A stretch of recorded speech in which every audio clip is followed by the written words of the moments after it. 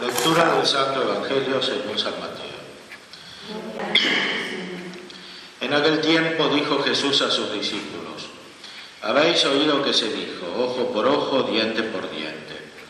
Pero yo os digo que no hagáis frente al que os hace mal. Al contrario, si alguien te da una bofetada en la mejilla derecha, preséntale también la otra. Al que quiere hacerte un juicio para quitarte la túnica, déjale también el manto. Y si te exige que lo acompañes 1 kilómetro, camina 2 con él. Da al que te pide y no le vuelvas la espalda al que quiere pedirte algo prestado. Palabra del Señor. Gloria a ti, Señor.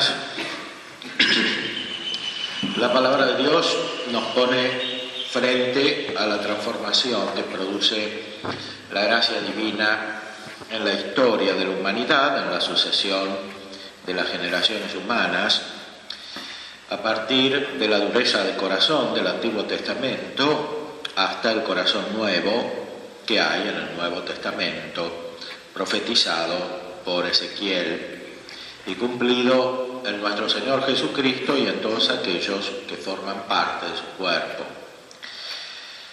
En el Antiguo Testamento se nos narra esta historia del libro de los Reyes, que corresponde a la condición de la humanidad cuando está alejada de Dios.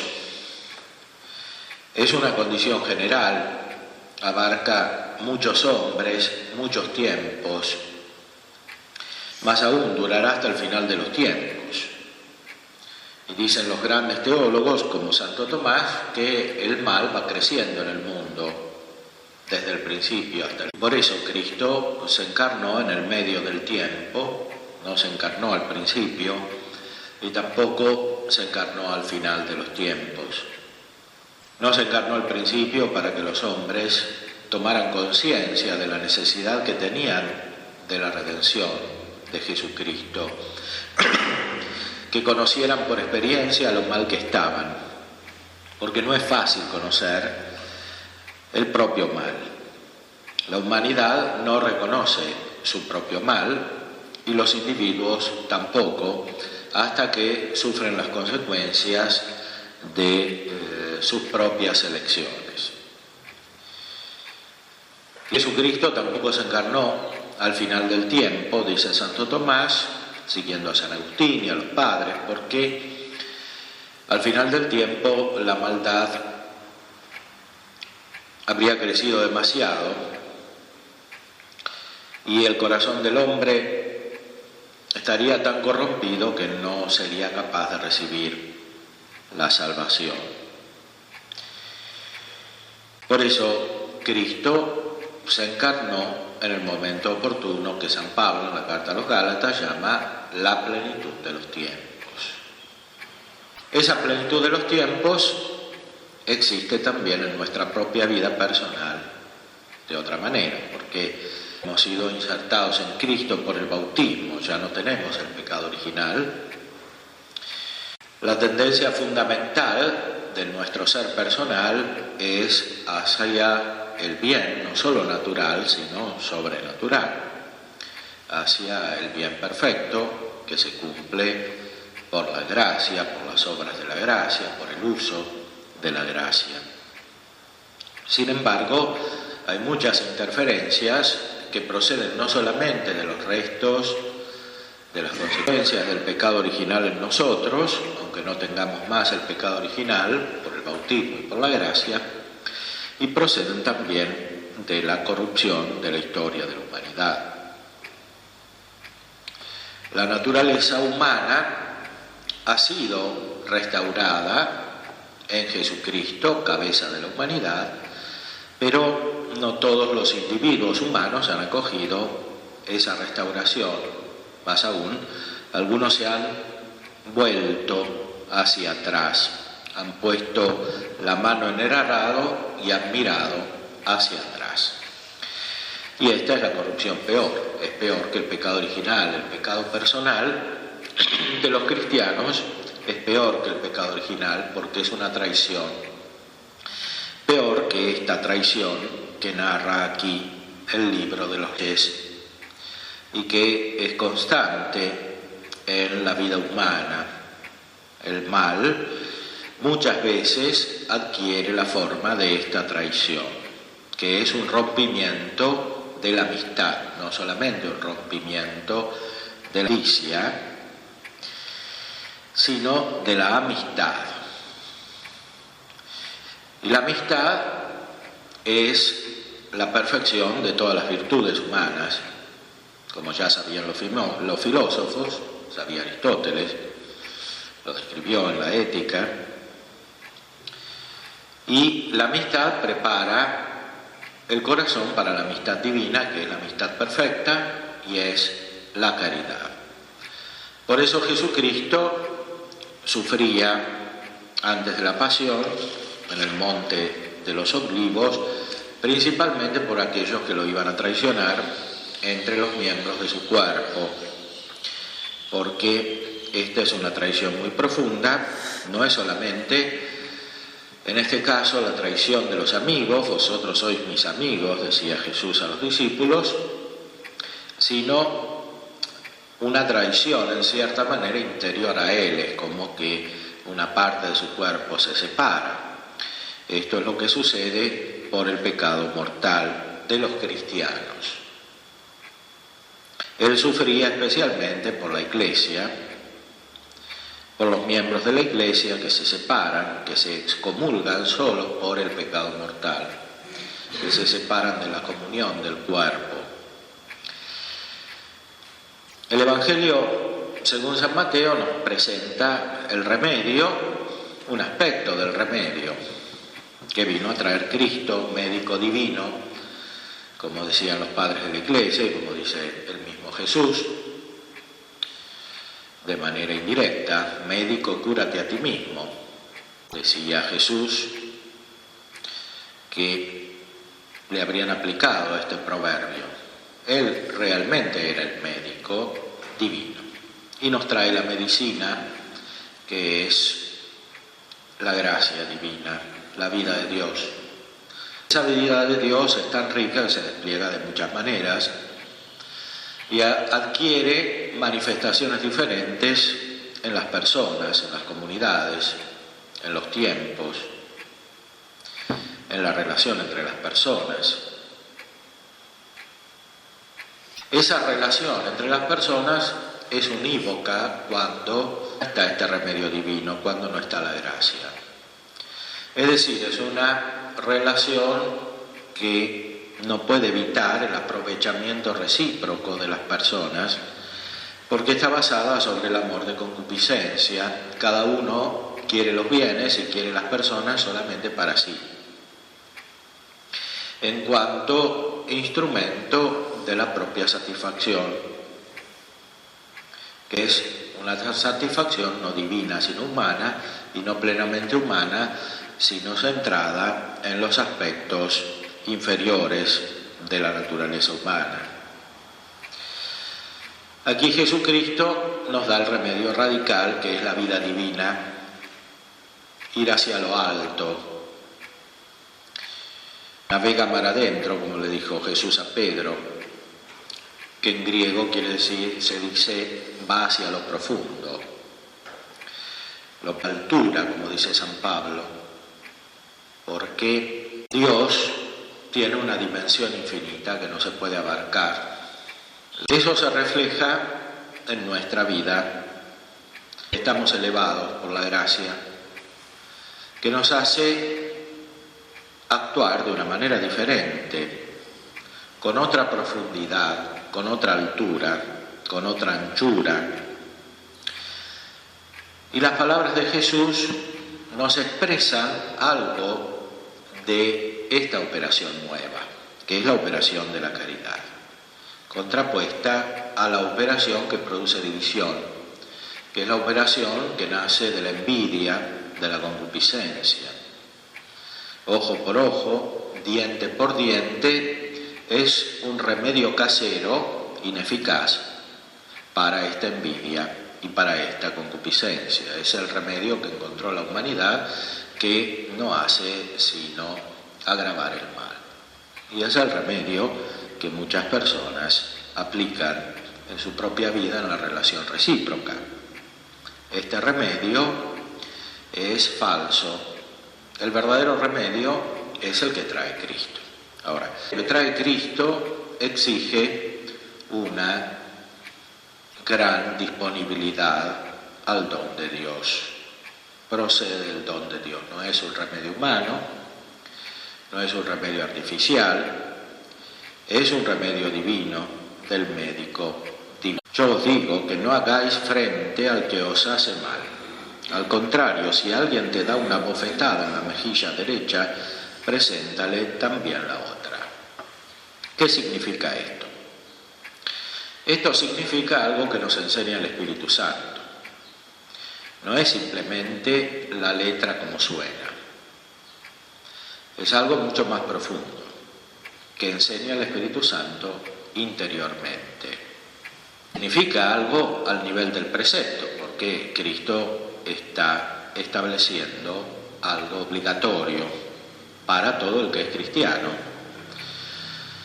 Es decir, no hacer frente al que hace mal. Ahora, ¿qué significa esto que es obligatorio? Quiere decir no destruir la persona intencionalmente con el corazón. Quiere decir amar verdaderamente a todos los hombres con caridad. Y esto significa amarlos según su propio bien, el bien actual o el bien potencial. Por eso, como todas las personas están en situación distinta respecto de este bien, en potencia o en acto, también el cumplimiento de este precepto de Cristo se realiza de muchas maneras. Como estas maneras no pueden deducirse de la situación exterior de la vida humana, porque no es algo evidente, es necesario estar preparados interiormente para cumplir el precepto de Cristo. Y es el Espíritu Santo el que enseña cómo se cumple en la práctica, en los casos particulares, este precepto de Cristo. Si alguien te da una bofetada en la mejilla derecha, preséntale también la otra. Al que quiere hacerte un juicio para quitarte la túnica, déjale también el manto. Y si te exige que lo acompañes 1 kilómetro, camina 2 con él.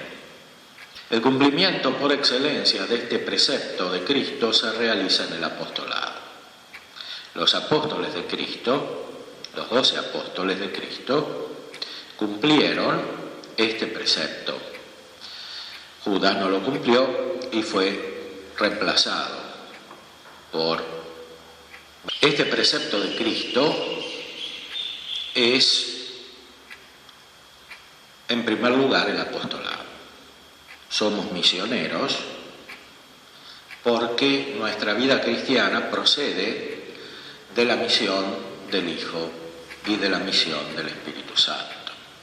Toda la vida cristiana surge de la misión de las personas divinas. La misión del Hijo es el envío por parte del Padre y la misión del Espíritu Santo es el envío por parte del Padre y del Hijo. Y nosotros también somos enviados. Jesús dice que nos envía como el Padre lo envió a Él, como el Padre lo envió a Él. Por eso nuestra vida cristiana se cumple plenamente cuando, imitando a Cristo, cuando incorporados a Cristo, continuamos su misión. Misión unidos al Verbo encarnado, y su misión en el Verbo encarnado procede del Espíritu Santo. Por eso nuestra vida es, por esencia, apostólica. En todos los estados externos de vida cristiana es siempre apostólica, porque la vida cristiana en su esencia es una sola, es la vida del Evangelio. Después hay muchas maneras de vivirla externamente, según las circunstancias, y también según las propias elecciones legítimas. Esas circunstancias y elecciones varían según los tiempos, según las condiciones de las personas, etc. Pero la esencia es la misma. Es esta continuación de la vida de la Santísima Trinidad. Y por eso el precepto de Cristo se cumple principalmente en el apostolado. Y el apostolado exige necesariamente esta capacidad de renuncia a rechazar el mal por medio de otro mal, porque de esta manera no se puede hacer ningún apostolado. Si se aplica el principio ojo por ojo, diente por diente, ya está cortada de raíz la posibilidad de cumplir la misión del Hijo y la misión del Espíritu Santo, que es el apostolado mismo. Porque el primer apóstol fue Cristo, fue el primer enviado por el Padre para cumplir su misión. Y Él es el primero que cumplió sus propias palabras, porque no rechazó el mal con el cual lo ofendían injustamente hasta la pasión y la muerte, sino que respondió con el bien. No rechazó el mal con otro mal, sino que respondió con el bien, que es la salvación, que procede internamente y que después se traduce externamente en la renovación externa de la vida. Cristo respondió al mal con la resurrección, pasando por la muerte. Y así también nosotros, en nuestra relación recíproca, imitamos a Cristo, que fue enviado por el Padre. Y cuando de verdad realizamos este apostolado, pasamos por la pasión y la muerte y respondemos con la resurrección espiritual, con nuestra propia resurrección espiritual, que es aquello que también ayuda a resucitar a los demás espiritualmente. Esto es un proceso misterioso que supera totalmente la razón. Por eso no hay que confiar simplemente en los métodos humanos para cumplir el apostolado. Esto sería, en el fondo, aplicar de otra manera el sistema del Antiguo Testamento o incluso anterior al Antiguo Testamento, ojo por ojo, diente por diente. Es una especie de sistema humano que no funciona para relacionarse recíprocamente. La relación con los hombres es, en primer lugar, hacer presente la verdad de Dios, la verdad de la revelación que está en Cristo, la gracia del Espíritu Santo. Y esto se realiza por medio de esta disposición fundamental, de esta disposición interior que Cristo nos enseña. Todo lo demás surge de aquí, porque el apostolado no es simplemente un método de conversión de los demás. El apostolado es el establecimiento del cuerpo de Cristo, y el cuerpo de Cristo está unido en sus partes por la caridad, que es el vínculo de la perfección, como dice San Pablo. Por eso el apostolado se cumple en la vida cristiana perfecta. No termina hasta que se da la vida humana perfecta, y por eso en este mundo no termina. El apostolado se cumple solamente en la vida eterna, porque el apostolado está dirigido al establecimiento de la caridad, que es la amistad recíproca, imagen de la amistad entre las divinas personas y continuación de la amistad entre el Hijo y sus discípulos, que somos nosotros. Amistad que procede del don del Espíritu Santo. Esa es la caridad, y esa caridad tiene una dimensión infinita. Por eso este precepto de Cristo no tiene límites, se cumple de muchas maneras, y tanto no tiene límites que se convierte en un consejo.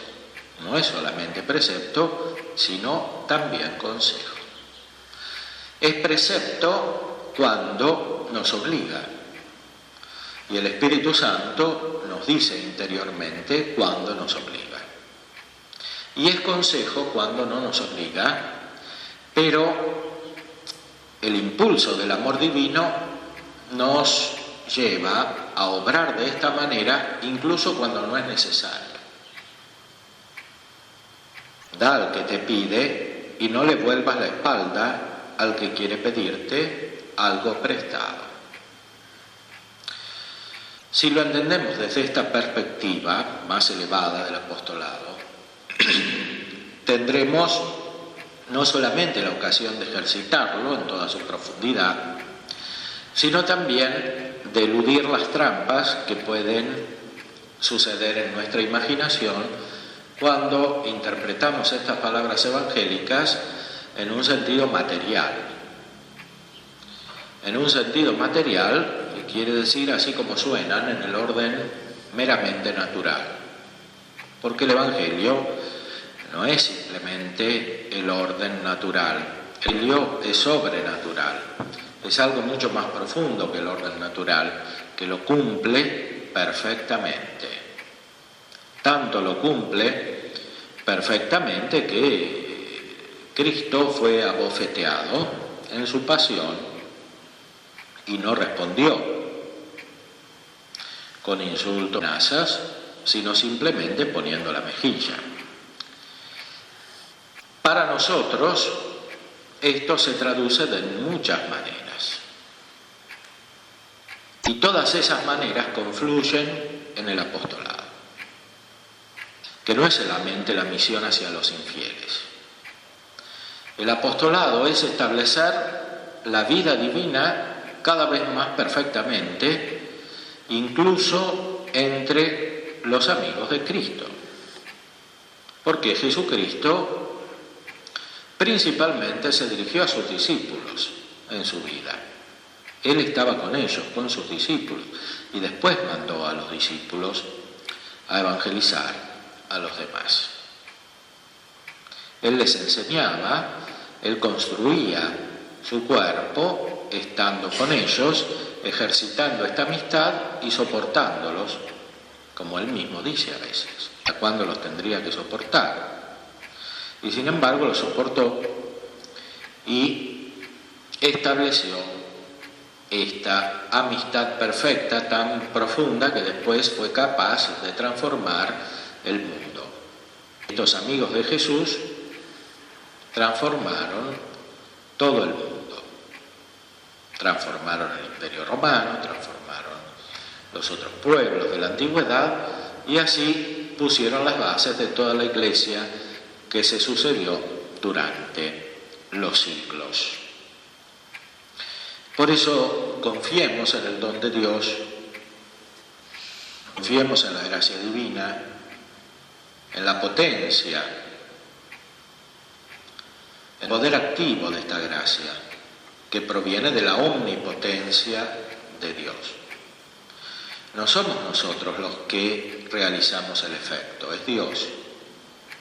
Nosotros, con nuestras actitudes, somos instrumentos de ese envío, somos como el complemento humano de ese envío. Cuando no ponemos obstáculo humanamente, exteriormente, al envío de las personas divinas hacia los hombres y especialmente hacia nuestros hermanos en la fe, entonces se cumple el efecto infaliblemente. No puede faltar, no puede fallar. Todo lo que Dios hace tiene una eficacia divina. Por eso tenemos que animarnos a ser instrumentos, no personales, instrumentos personales. Él nos manda como amigos, lo dice muchas veces en el Evangelio. Así como la perfección de la vida contemplativa consiste en ser amigo de Cristo y del Espíritu Santo y del Padre, ser hijos del Padre, ser como compañeros del Espíritu Santo, ser hermanos del Hijo, amigos del Hijo. Así también la perfección de la vida apostólica, que es inseparable de esta esencia, se cumple por esta amistad recíproca, por esta relación personal. Hay que vencer muchos obstáculos para poder ser amigos realmente como Cristo lo enseña. Muchos obstáculos personales, de egoísmo, de resistencias en la manera de ser, de inercias que hay en la propia personalidad. hay que formar la propia personalidad para lograr ser amigos de verdad. Es decir, para cumplir no solo los preceptos, sino también los consejos evangélicos, que no son solamente la pobreza, la castidad y la obediencia, son muchos consejos que están en el Evangelio. Aquí tenemos algunos de los consejos. Por eso tenemos que releer permanentemente la palabra evangélica para descubrir los consejos de Cristo. Y cada vez los descubriremos más. Releyendo la palabra evangélica seremos capaces de sentir el impulso interior que nos hace interpretar rectamente estos consejos en las diversas circunstancias y nos da también las fuerzas necesarias para cumplirlos.